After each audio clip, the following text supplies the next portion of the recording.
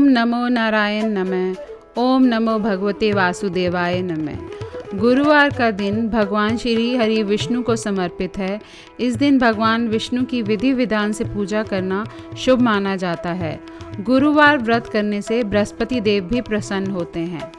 ज्योतिष शास्त्र के अनुसार अगर व्यक्ति की कुंडली में गुरु मजबूत नहीं है और शादी में कई अड़चनों का सामना करना पड़ रहा है तो गुरुवार का व्रत काफ़ी लाभकारी साबित हो सकता है।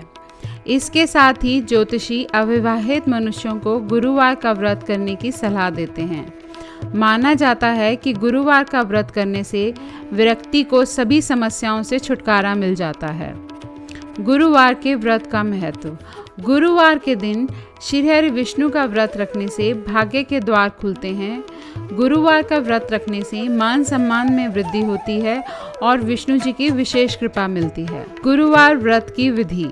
भगवान विष्णु और बृहस्पति देव की कृपा पाने के लिए लगातार 16 गुरुवार का व्रत रखना चाहिए और 17वें गुरुवार को व्रत का उद्यापन करना चाहिए। इसके अलावा गुरुवार का व्रत 1, 3, 5, 7 और 9 साल या फिर आजीवन भी रख सकते हैं। गुरुवार का व्रत शुरू करने के लिए पौष माह को छोड़कर किसी भी माह के शुक्ल पक्ष से पहले बृहस्पतिवार के दिन इसे शुरू करना शुभ माना जाता है। प्रातःकाल उठ के स्नान आदि करके साफ कपड़े पहन के भगवान विष्णु का ध्यान करते हुए व्रत का संकल्प लें। भगवान की प्रतिमा पीले कपड़े पर रखें क्योंकि यह शुभ माना जाता है और उन्हें पीले चावल अर्पित करें। भगवान को पीले फूल, पीले चंदन के साथ पीले रंग की खाने की वस्तुओं का भोग लगाएं। आप भोग में चने की दाल और गुड़ भी ले सकते हैं। इसके बाद धूप दीप आदि जलाकर बृहस्पति देव के व्रत कथा का पाठ करें। केले के पेड़ की पूजा करें, उसके सामने घी का दीपक जलाएं, साथ ही हल्दी, चावल और चना दाल भी चढ़ाएं। धार्मिक मान्यताओं के अनुसार गुरुवार के दिन भगवान श्री हरि को पंचामृत का भोग अवश्य लगाना चाहिए। अगर आप व्रत रख रहे हैं तो गुरुवार को कपड़े और बाल नहीं धोएं। इस दिन आपको पीले रंग के कपड़े पहनने चाहिए और भगवान बृहस्पतिवार की पूजा करने के बाद ही भोजन करना चाहिए। गुरुवार के दिन गाय को रोटी और गुड़ जरूर खिलाएं। दिन भर फलाहार व्रत रखें और शाम को पीले रंग का भोजन ग्रहण करें। मासिक धर्म के दौरान महिलाओं को व्रत नहीं रखना चाहिए। इसे अगले गुरुवार से जारी रखा जा सकता है। गुरुवार के व्रत में क्या खाना चाहिए? भगवान विष्णु को पीला रंग अति प्रिय है और उन्हें पीले रंग की चीज़ें चढ़ाना अच्छा माना जाता है। आप उपवास में उन्हें पीले मीठे चावल का भोग चढ़ा सकते हैं और इसे खा भी सकते हैं। इसके अतिरिक्त बेसन के हलवे का भोग भी लगा सकते हैं। सूजी के हलवे में केसर का उपयोग करके केसरी हलवा भी बना सकते हैं। गुरुवार के दिन अगर आप व्रत रखते हैं तो केला नहीं खाना चाहिए क्योंकि माना जाता है केले के पेड़ पे भगवान विष्णु का वास होता है। ऐसे में गुरुवार के दिन केले और केले के पत्ते तोड़ना शुभ नहीं होता। खिचड़ी को गुरुवार के दिन खाना शुभ नहीं माना जाता। जहाँ तक हो सके सिर्फ मीठा खाएं और उपवास के दिन में नमक नहीं खाएं। अगर ज़रूरी हो तो केवल सेंधा नमक का इस्तेमाल करें। गुरुवार व्रत की कथा। भारतवर्ष में एक प्रतापी और दानी राजा राज्य करता था। वह नित्य गरीबों और ब्राह्मणों की सहायता करता था। यह बात उसकी रानी को अच्छी नहीं लगती थी। वह ना ही गरीबों को दान देती थी और ना ही भगवान का पूजन करती थी और राजा को भी दान देने से मना करती थी। एक दिन राजा शिकार खेलने वन में गए हुए थे तो रानी महल में अकेली थी। उसी समय बृहस्पति देव साधु के वेश में राजा के महल में भिक्षा के लिए गए। भिक्षा मांगी। रानी ने भिक्षा देने से इनकार किया और कहा, हे साधु महाराज, मैं तो दान पुण्य से तंग आ गई हूँ। मेरे पति सारा धन लुटाते रहते हैं। मेरी इच्छा है कि हमारा धन नष्ट हो जाए, फिर ना तो रहेगा बांस ना बजेगी बांसुरी। साधु ने कहा, देवी तुम तो बहुत विचित्र हो। धन और संतान तो सभी चाहते हैं। पूजा और लक्ष्मी तो पापी के घर भी होने चाहिए। यदि तुम्हारे पास अधिक धन है तो भूखों को भोजन दो, प्यासों के लिए प्याऊ बनवाओ, मुसाफिरों के लिए धर्मशाला खुलवाओ। जो निर्धन अपनी कुंवारी कन्याओं का विवाह नहीं कर सकते उनका विवाह करा दो। ऐसे और कई काम हैं जिनके करने से तुम्हारा यश लोक प्रलोक में फैलेगा। परंतु रानी पर उपदेश का कोई प्रभाव नहीं पड़ा। वह बोली, महाराज आप मुझे कुछ ना समझाएं, मैं ऐसा धन नहीं चाहती जो मैं हर जगह बांटती फिरूं। साधु ने उत्तर दिया, यदि तुम्हारी ऐसी इच्छा है तो तथास्तु, तुम ऐसा करना, बृहस्पतिवार को घर लीपकर पीली मिट्टी से अपना सिर धोकर स्नान करना, कपड़े धोना, ऐसा करने से धन नष्ट हो जाएगा। इतना कहकर वह साधु महाराज वहाँ से चले गए। साधु के अनुसार कई बातों को पूरा करते हुए रानी को केवल 3 बृहस्पतिवार ही बीते थे कि उसकी समस्त धन संपत्ति नष्ट हो गई। भोजन के लिए राजा का परिवार तरसने लगा। तब एक दिन राजा ने रानी से कहा, हे रानी, तुम यहीं रहो, मैं दूसरे देश में जाता हूँ, क्योंकि यहाँ पर सभी लोग मुझे जानते हैं, इसलिए मैं कोई छोटा कार्य नहीं कर सकता। ऐसा कहकर राजा परदेश चला गया। वहाँ वह जंगल से लकड़ी काट के लाता और शहर में बेचता। इस तरह वह अपना जीवन व्यतीत करने लगा। इधर राजा के परदेश जाते ही रानी और दासी दुखी रहने लगी। एक बार जब रानी और दासी को 7 दिन तक बिना भोजन के रहना पड़ा, तो रानी ने दासी से कहा, हे दासी, पास ही के नगर में मेरी बहन रहती है, वह बड़ी धनवान है, उसके पास जा और कुछ ले आ, ताकि थोड़ी गुजर बसर हो जाए। दासी रानी की बहन के पास गई। उस दिन गुरुवार था। रानी की बहन उस समय बृहस्पतिवार व्रत की कथा सुन रही थी। दासी ने रानी की बहन को अपनी रानी का संदेश दिया, लेकिन रानी की बहन ने कोई उत्तर नहीं दिया। तब दासी को रानी की बहन से कोई उत्तर नहीं मिला तो वह बहुत दुखी हुई और उसे क्रोध भी आया। दासी ने वापस आकर रानी को सारी बात बताई। सुनकर रानी ने अपने भाग्य को कोसा। उधर रानी की बहन ने सोचा, मेरी बहन की दासी आई थी, परंतु मैं उससे नहीं बोली, उससे वह बहुत दुखी होगी।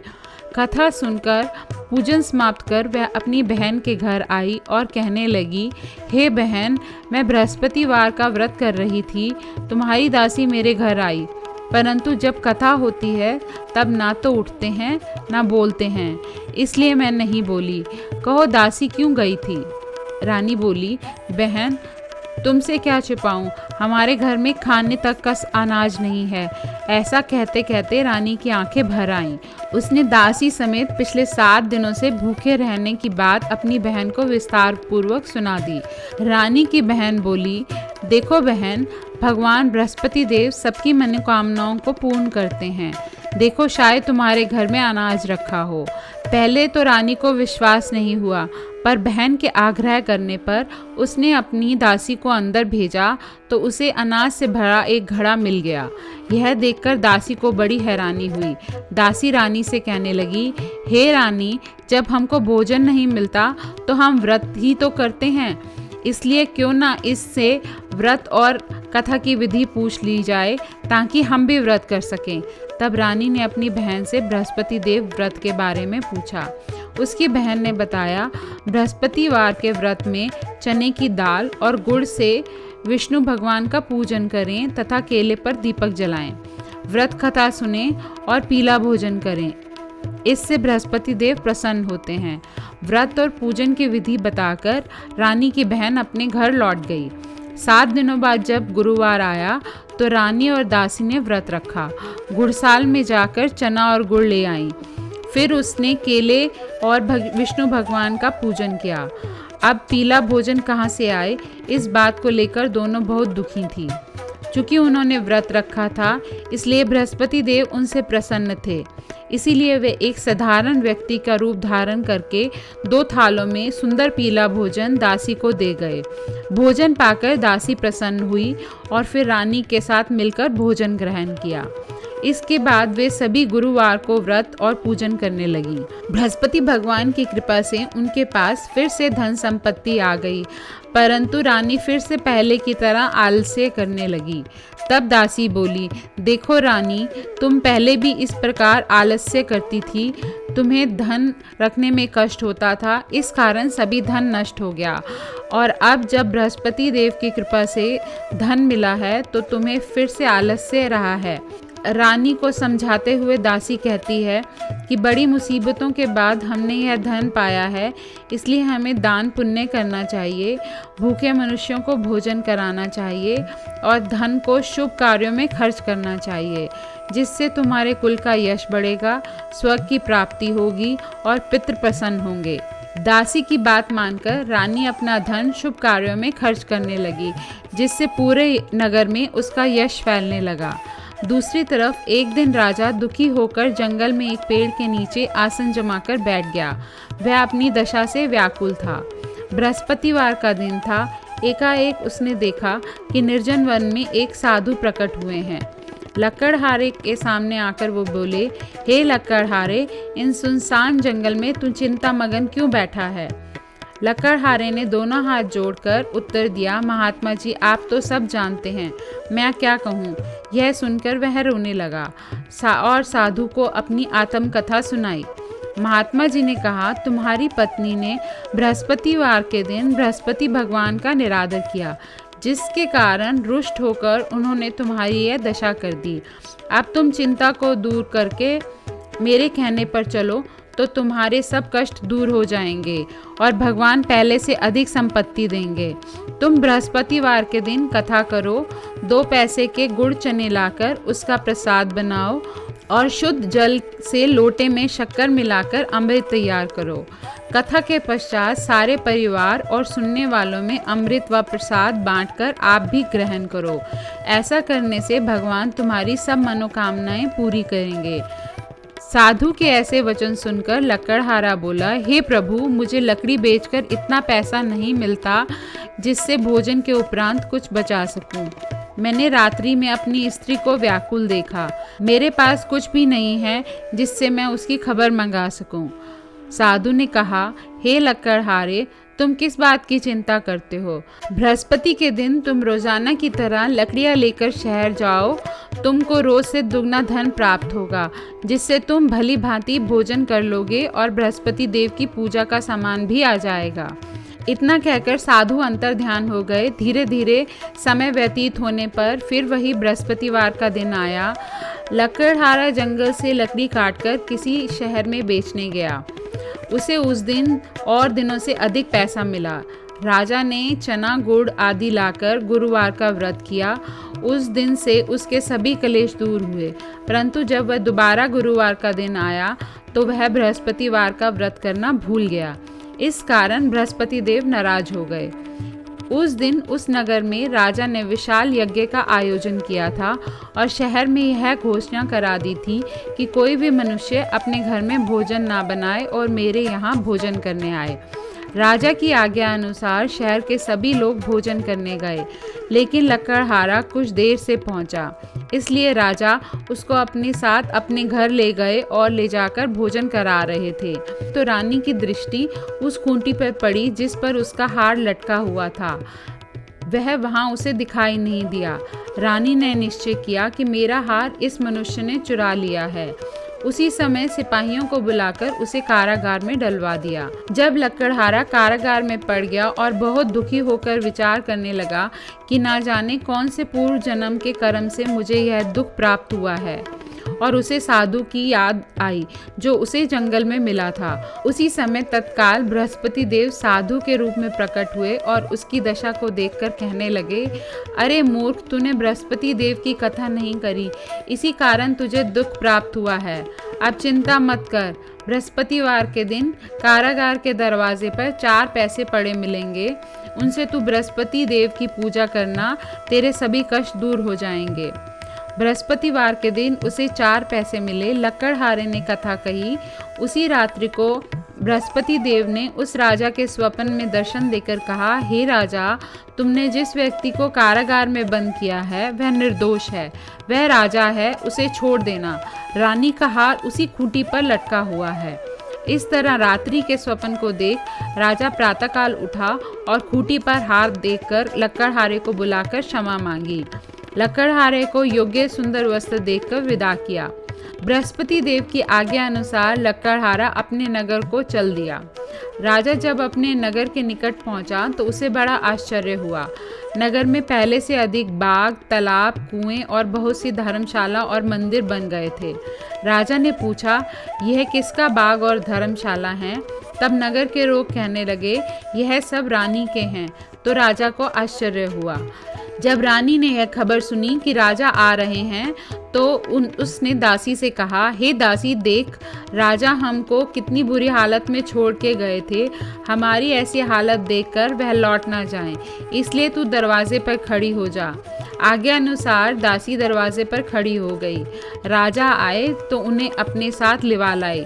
तब राजा ने अपनी रानी से पूछा, तुम्हें यह धन कैसे प्राप्त हुआ? तब उसने कहा, हमें यह धन बृहस्पति देव के व्रत के प्रभाव से प्राप्त हुआ है। राजा ने निश्चय किया कि 7 रोज बाद तो सभी बृहस्पति देव का पूजन करते हैं, परंतु मैं प्रतिदिन की कथा करूंगा। अब हर समय राजा के दुपट्टे में चने की दाल बंधी रहती। एक रोज राजा ने विचार किया, चलो अपनी बहन के यहाँ हो आते हैं।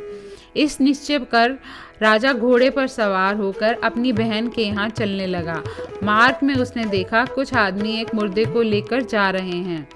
उन्हें रोककर राजा कहने लगा, अरे भाइयों, मेरी बृहस्पति देव की कथा सुन लो। वे बोले, लो, हमारा तो आदमी मर गया, इसको अपनी कथा की पड़ी है। परंतु कुछ आदमी बोले, अच्छा कहो, हम तुम्हारी कथा भी सुनेंगे। राजा ने दाल निकाली और जब कथा आदि हुई तो मुर्दा हिलने लग गया, और जब कथा समाप्त हुई तो राम राम करके मनुष्य उठ के खड़ा हो गया। आगे मार्ग में उसे एक किसान खेत में हल चलाता मिला। राजा ने उसे देखा और उससे बोला, अरे भैया, तुम मेरी बृहस्पति देव की कथा सुन लो। किसान बोला, जब तक मैं तेरी कथा सुनूंगा तब तक 4 हरैया जोड़ लूंगा। जा अपनी कथा किसी और को सुनाना। यह कहकर राजा आगे चलने लगा। राजा के हटते ही बैल पछाड़ खाकर गिर गए और किसान के पेट में बहुत जोर से दर्द होने लगा। उसी समय उसकी माँ रोटी लेकर आई। उसने जब यह देखा तो अपने पुत्र से सब हाल पूछा। बेटे ने सभी हाल कह सुनाया तो बुढ़िया दौड़ी दौड़ी उस घुड़सवार के पास गई और उससे बोली कि मैं तेरी कथा सुनूंगी, तू अपनी कथा मेरे खेत पर चलकर ही कहना। राजा ने बुढ़िया के खेत पर जाकर कथा कही, जिसके सुनते ही वह बैल उठ खड़े हुए और किसान के पेट का दर्द भी बंद हो गया। राजा अंततः अपनी बहन के घर पहुंचा। बहन ने भाई की खूब मेहमान नवाजी की। दूसरे रोज प्रातःकाल राजा जगा तो वह देखने लगा सब लोग भोजन कर रहे हैं। राजा ने अपनी बहन से कहा, ऐसा कोई मनुष्य नहीं है जिसने भोजन नहीं किया हो, मेरी बृहस्पतिवार की कथा सुन ले। बहन बोली, हे भैया, यह देश ही ऐसा है कि पहले यहाँ लोग भोजन करते हैं और बाद में अन्य काम करते हैं। वह ऐसा कहकर देखने चली गई, परंतु उसे कोई ऐसा व्यक्ति नहीं मिला जिसने भोजन ना किया हो। तो अंततः वह एक कुमार के घर गई जिसका लड़का बीमार था। उसे मालूम हुआ कि उसके यहाँ 3 रोज से किसी ने भोजन नहीं किया। रानी ने अपने भाई की कथा सुनने के लिए कुमार को कहा। वह तैयार हो गया। राजा ने जाकर बृहस्पतिवार की कथा कही, जिसको सुनकर उसका लड़का ठीक हो गया। अब तो राजा की प्रशंसा होने लगी। राजा अपने नगर में लौट आया। राजा ने अपनी रानी से दुखी मन से कहा, हमारी कोई संतान नहीं है। रानी बोली, प्रभु बृहस्पति देव ने हमें सब कुछ दिया है, वही हमें औलाद भी देंगे। उसी रात को बृहस्पति देव ने राजा को स्वप्न में कहा, हे राजा, उठ, सभी सोच त्याग दे, तेरी रानी गर्भ से है। राजा को यह बात सुनकर बहुत खुशी हुई। 9वें महीने में उसे एक सुंदर पुत्र पैदा हुआ। इस प्रकार वह राजा खुशी खुशी अपनी पत्नी और पुत्र के साथ जीवन व्यतीत करने लगा। जो सद्भावना पूर्व बृहस्पति देव का व्रत करता है अथवा कथा पढ़ता है अथवा सुनाता और सुनता है, बृहस्पति देव उसकी सभी मनोकामनाएं पूर्ण करते हैं। ओम नमो नारायण नमः। ओम नमो भगवते वासुदेवाय नमः।